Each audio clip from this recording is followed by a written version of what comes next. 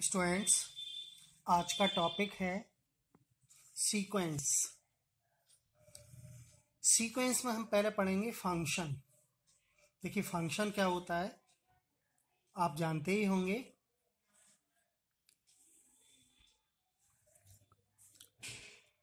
कि फंक्शन या मैपिंग एक ही मीनिंग है दोनों का। हम इसको डिनोट करते हैं। देखिए, function F such that A tends to V, यानी फंक्शन को डिफाइन करते हैं हम किन्हीं दो सेट के बीच में। क्या होता है इसका मतलब कि एक सेट के एलिमेंट का रिलेशन दूसरे सेट के एलिमेंट के साथ होता है तो वो रिलेशन ही फंक्शन होता है। ठीक है, तो हम यहां समझते हैं। देखिए,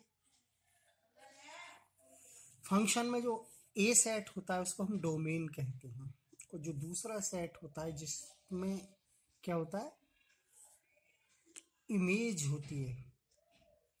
ए सेट के एलिमेंट की इमेज बी सेट में होती है तो उस सेट को हम कहते हैं कोडोमेन।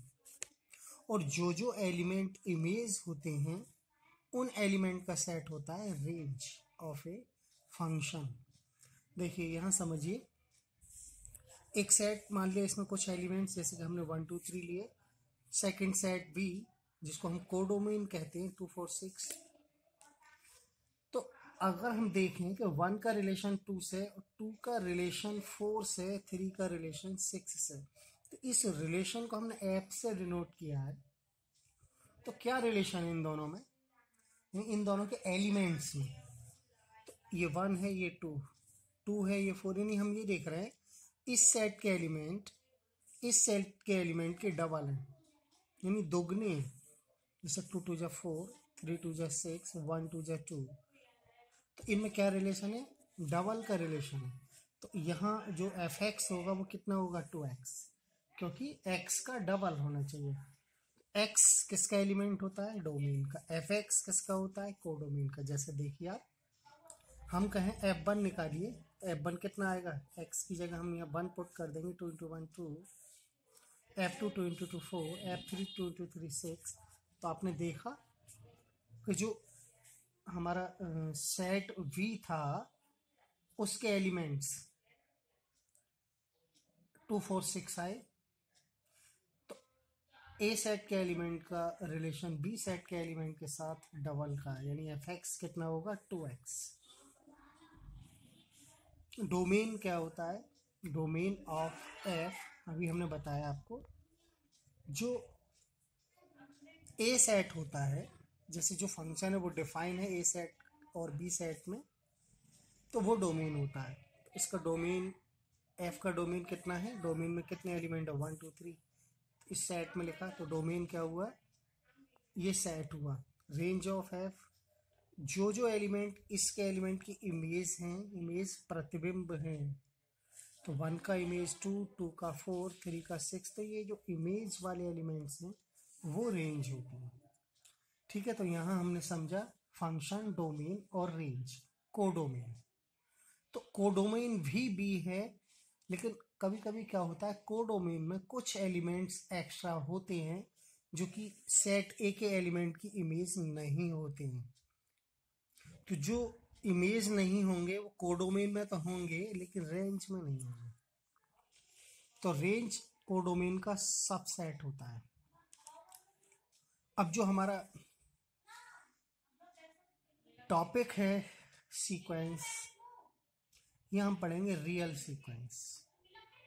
रियल सीक्वेंस मीन्स कि उसके जो एलिमेंट्स होंगे वो रियल होंगे। देखिए, क्या होता है sequence? A function f whose domain is natural number is called sequence. It is denoted by xn. तो यहाँ क्या होता है, एक फंक्शन जिसका डोमेन कौन है? Set of natural number. यहाँ ये और लिखेंगे हम, सेट ऑफ नेचुरल नंबर का सेट होता है कौन? डोमेन। तो यदि ऐसा फंक्शन जिसका डोमेन नेचुरल नंबर का सेट होता है तब हम उस फंक्शन के लिए सीक्वेंस कहते हैं। देखिए सीक्वेंस को एक्सप्लेन करने के लिए हमें फंक्शन की ज़रूरत पड़ी, तो हमने फंक्शन को पहले डिफाइन कर दिया आपके सामने कि फंक्शन क्या होता है।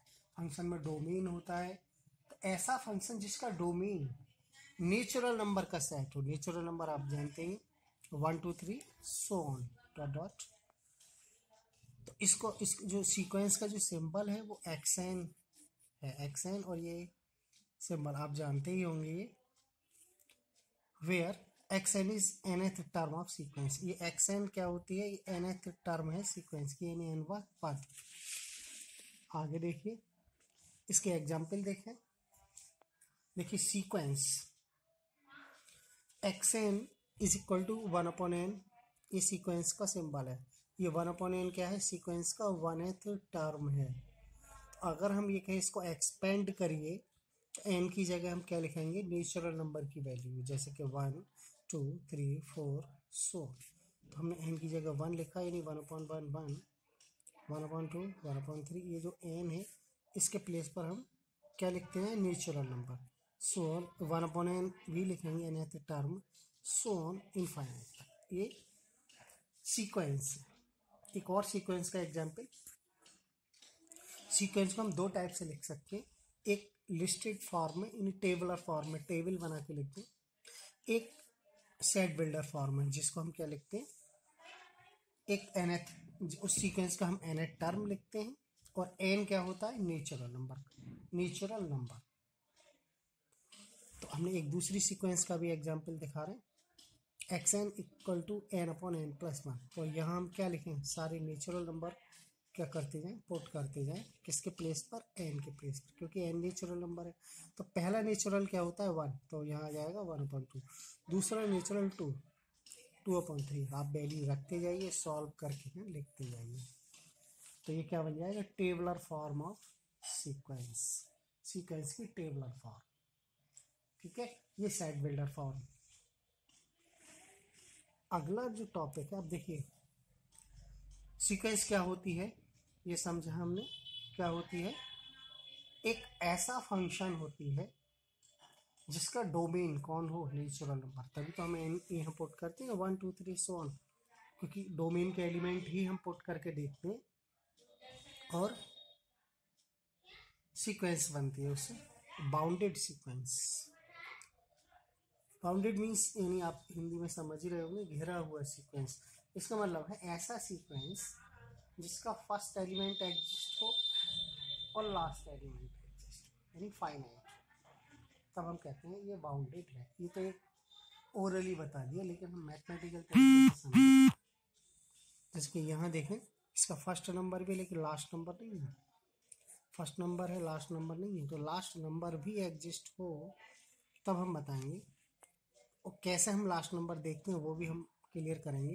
ये हो सकता है बाउंडेड है या नहीं, तो पहले आप बाउंडेड समझिए। देखिए बाउंडेड बिलो सीक्वेंस दो टाइप की होती है, इसमें बाउंडेड बिलो होती है और बाउंडेड एबव होती है। बाउंडेड बिलो समझते हैं। इस sequence action is bounded below, हम लिखेंगे bounded below sequence if there exists a real number m1 exists such that m1 is less than or equal to xn for every n belongs to m, where m1 is lower bound। देखिए समझें इसको। A sequence xn is bounded below, एक sequence जिसका symbol है xn is bounded below होती है। कब होती है, यदि there exist a real number m1, यानी उस सीक्वेंस में एक रियल नंबर एग्जिस्ट करेगा। यानी एग्जिस्ट मीन्स आप जानते तो उस सीक्वेंस में क्या हो, प्रेजेंट है, यानी उपस्थित है, या उसकी वैल्यू फाइनाइट है, एग्जिस्ट करेगा। वो कैसा होगा, वो नंबर कैसा होगा, वो लेस देन होगा एक्सएन से। एक्सएन क्या, nth टर्म ऑफ सीरीज। अब ये क्यों लिखते हैं, इसका भी मतलब है for every n belongs to M.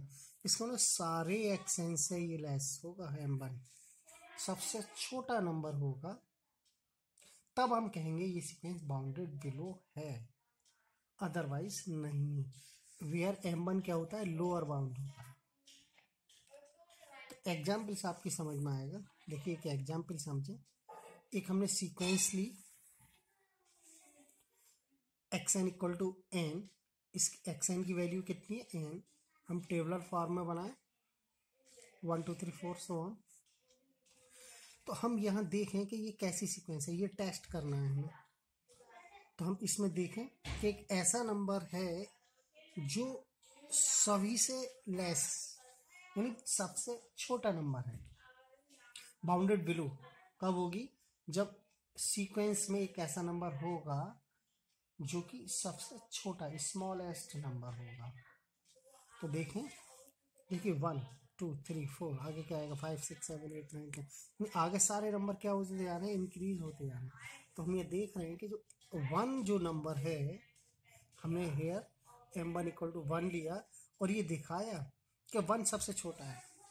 अपने देखिए क्या होता है, m1 इक्वल टू 1 इक्वल भी होता है, m1 या तो एक्सन से लेस होगा या फिर इक्वल होगा।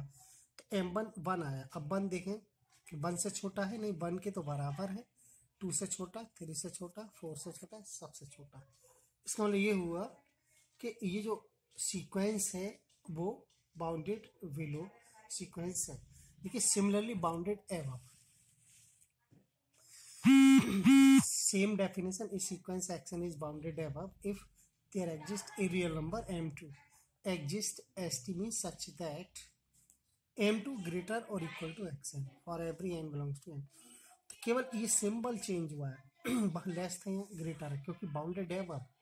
तो इसमें एक ऐसा नंबर एग्जिस्ट करेगा जो सबसे बड़ा होगा। देखिए हमने एक सीक्वेंस लिया xn equal to minus n equal to, हम n की जगह क्या लिखते जाए, natural number 1 2 3 4 so on minus. अब इसमें ये देखिए क्या इसमें एक ऐसा नंबर है जो सबसे बड़ा है। हम जानते हैं -1 सबसे बड़ा नंबर है, क्योंकि नेगेटिव में -1 जो नंबर है वो ग्रेटेस्ट नंबर है, क्योंकि -2 -3 -4 सारे कैसे हैं, छोटे नंबर है, लेस नंबर है।